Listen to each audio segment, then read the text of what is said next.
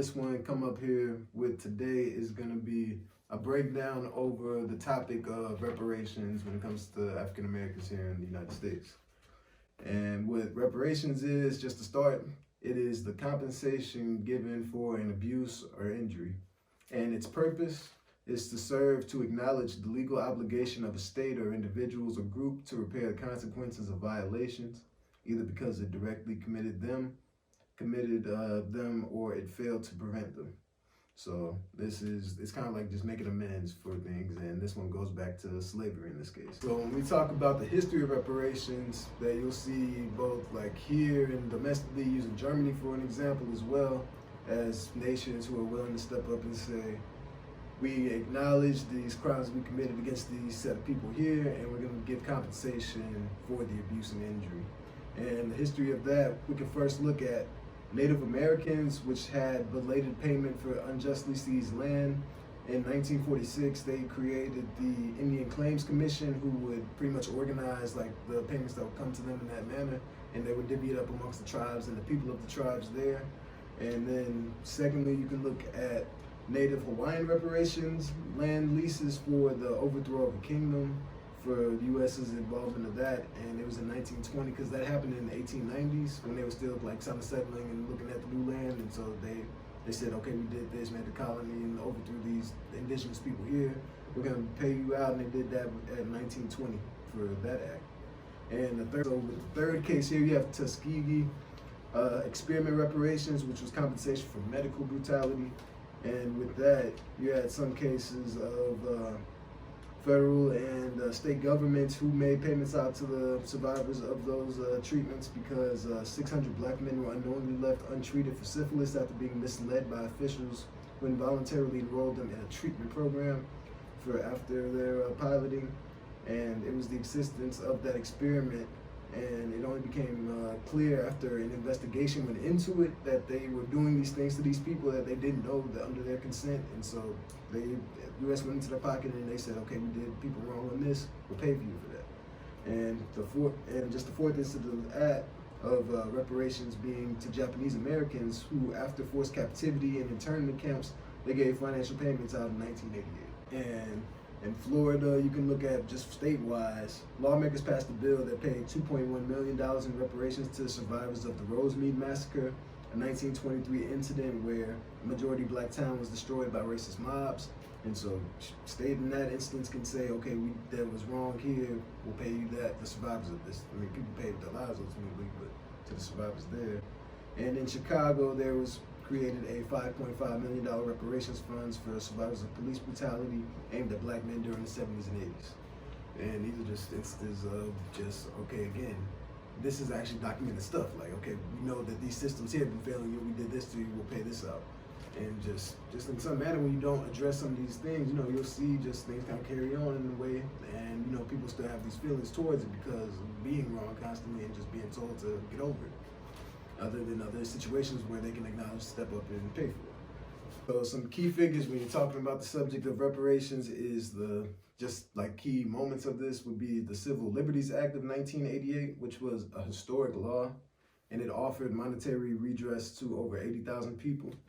And it was the result of a California congressman, Norman Mineta, who identified with the treatment of the Japanese Americans, who I spoke about before.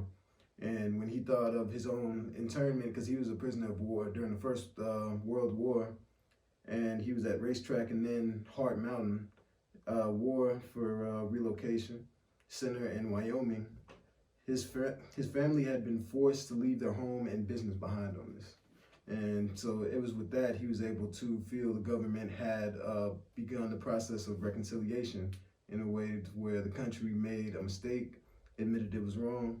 And he was further quoted saying, it offered an apology and a redress payment to me. And he said, to me, the beauty and strength of this country is that it's able to admit wrong and issue redress.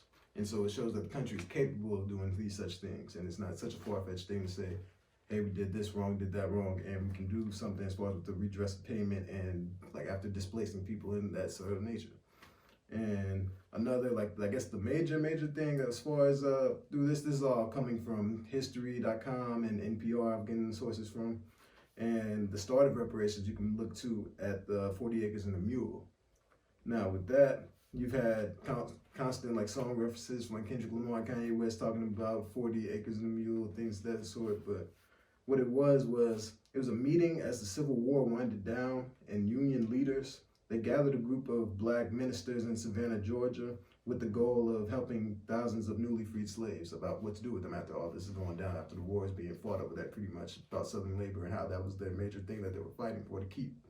As the Union was, or as the Confederacy wanted to keep it, but the Union, like the Civil War, they wanted to fight against that. Well, and other reasons, of course, on top of that. But it was from the meeting that came General William T. Sherman, who issued Special Field Order Number 15. And with that, it set aside land along the southeast coast so that each family shall have a plot of not more than 40 acres of tillable ground, which birthed the phrase 40 acres and a mule. And quotes that came from that meeting, that came from Sherman's memoirs, were like they ran through questions about just kind of like addressing people as far as like first question here, like how would you want to go about this and that. The fourth question here that was kind of a pivotal one was state what manner you would rather live, whether scattered among the South with white people or in colonies by yourselves. To which was answered that two people answered this question. There's two kind of like separate groups up there because they had all the ministers there, but two of them answered.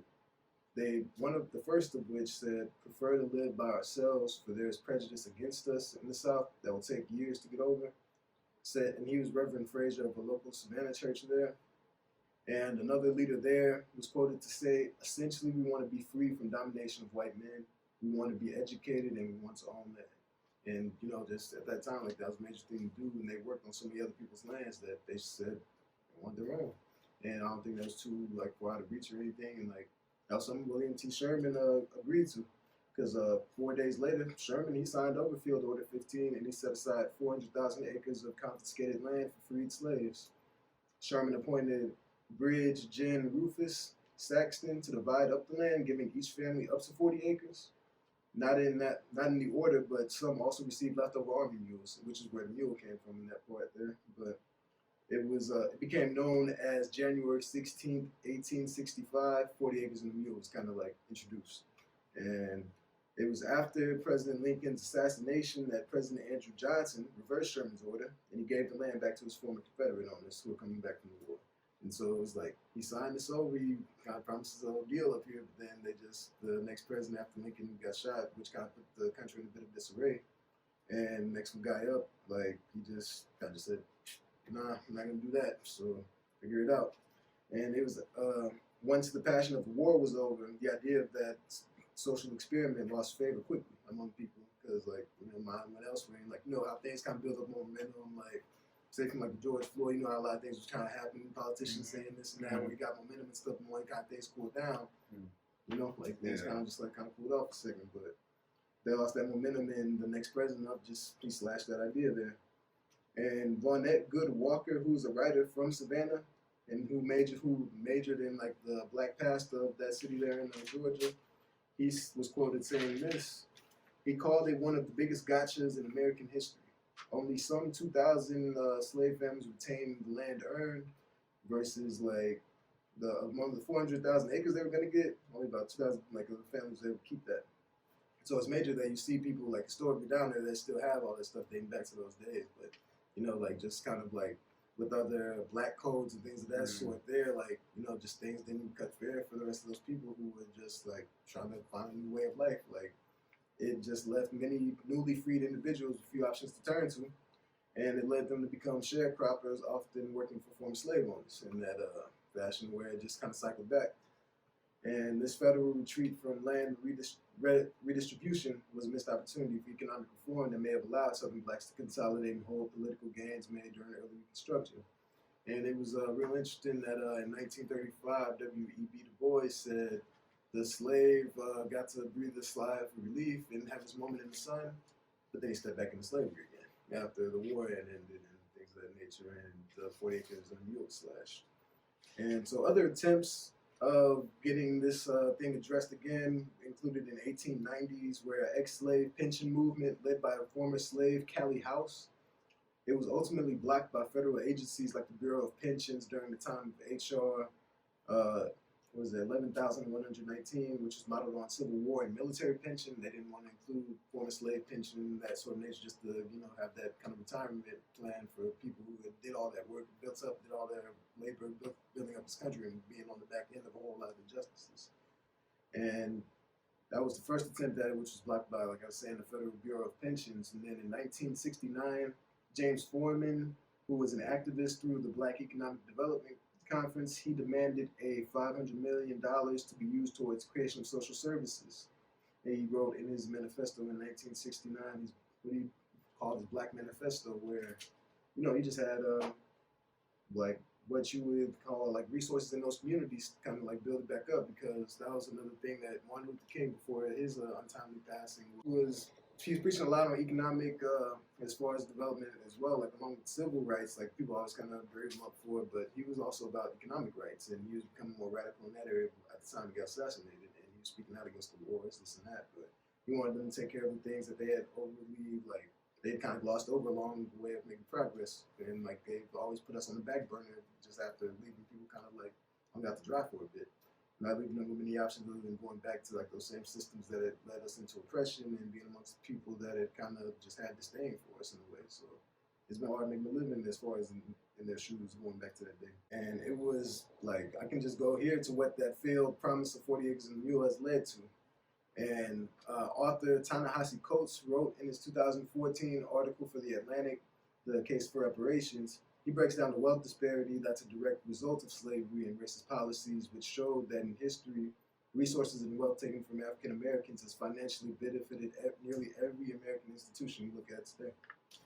To where we were just pretty much like backbone of like a lot of this whole infrastructure here is the kind of like country that, African Americans built up in a way through like just real means and just not getting all kind of just doing that way. So that's why you hear people fighting over this subject here.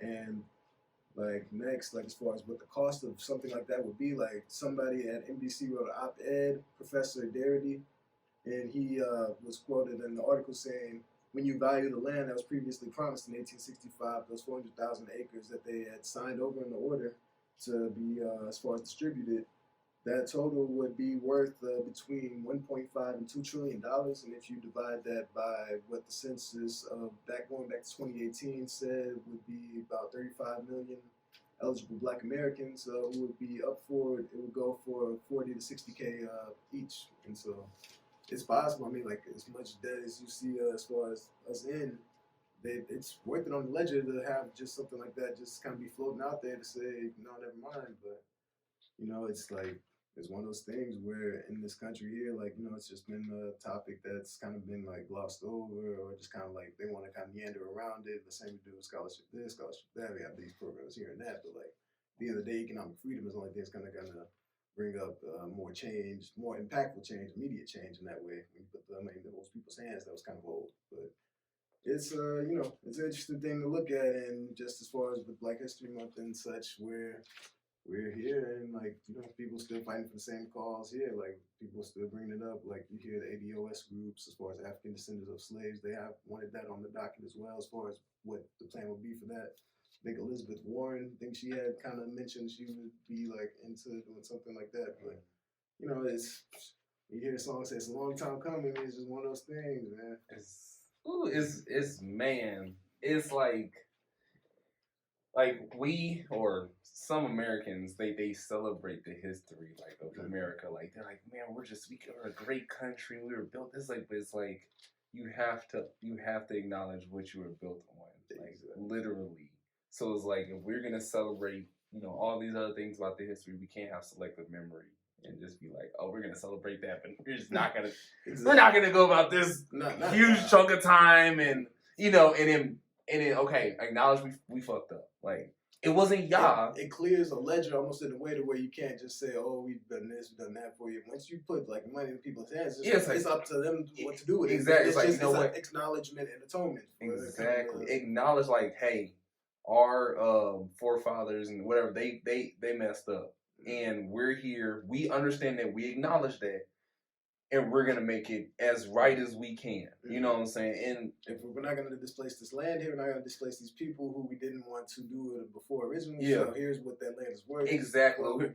And here we go. And then from there, then you can have where people can help build up communities dramatically, like Exactly. dramatic pickups in impoverished communities, and then you'll see, education get better and just, all those things. So, hey, I mean, I'm down with it. Hell, it ain't gotta go to me. I mean, I would love to have it, but shit, just for those who really need it, man, that shit changed lives, like generations. Like generational, because it could make a dent in some of those curses. How, like, as far as like, you don't have to like even like look to say, oh, we still do this and that for you. I mean, like, you just give people a chance in a way and say, yeah, we're gonna try something different. We're gonna just do this. We're gonna have that off of our conscience here, and it's just instead of like trying to say like, oh, like trying to skirt policy around it, when at the same time some of those policies don't even affect everybody in a way. Like, that doesn't make meaningful change for. It's kind of these displaced groups who still suffer from systemic issues that are still present today. And I just think financially, you can take that next step. Hey, money speaks. Money talks. Words is one thing, but when you start putting money in people's hands, and they be like, "You know what? All right, I hear you. I'll take that." So that's it. Yeah, that's what we got here today for Relentless Breakdowns, and catch you next time.